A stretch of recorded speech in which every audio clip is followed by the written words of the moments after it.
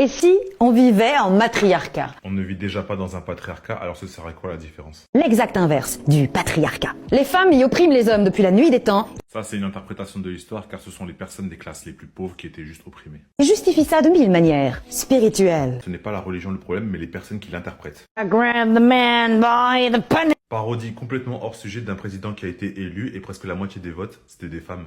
Les femmes écrivent l'histoire. Non, ce sont les vainqueurs qui écrivent l'histoire et qui donnent leur version. Les sciences ne sont pas en reste. Moi, Gertrude Fraude. Comme elle essaye bien de le dire, ce n'est pas de la science, mais des personnes qui interprètent. Bon, après, il y a beaucoup de féministes qui pensent que la sociologie en est une. Et elles inventent des théories comme le patriarcat. La culture sublime la misandrie. Est-ce qu'elle parle du fait que les pères de famille sont représentés comme des idiots inutiles dans les films et les séries? Est-ce que tous les hommes subissent donc, au cours de leur vie, les violences des femmes? Ce qui est faux car c'est une minorité de femmes par une minorité d'hommes. Elle fait aussi l'affirmation que 0,6% des vies sont condamnées, ce qui est bien sûr une fausse information car dans leur monde, ça veut juste dire que une accusation est égale à une condamnation. Or, en France, on a ce qui s'appelle la présomption d'innocence et les VSS, ça représente 60% de condamnation en moyenne. Féminité toxique partout valorisée, les femmes se réservent tous les leviers du pouvoir. Bon, déjà, le mot qu'elle a utilisé n'existe pas, mais si une femme veut un poste et qu'elle a les compétences, elle peut l'obtenir. Et encore une fois, ça c'est un aveu pour dire qu'elles veulent le pouvoir et non l'égalité à tous les postes et à tous les niveaux. Patriarcat, les femmes détruisent les hommes, les enfants, la planète, la faune et la flore. Un enfant sur deux ne passait pas l'âge de 5 ans et on a maintenant l'eau, l'électricité et le chauffage. Et c'est un problème.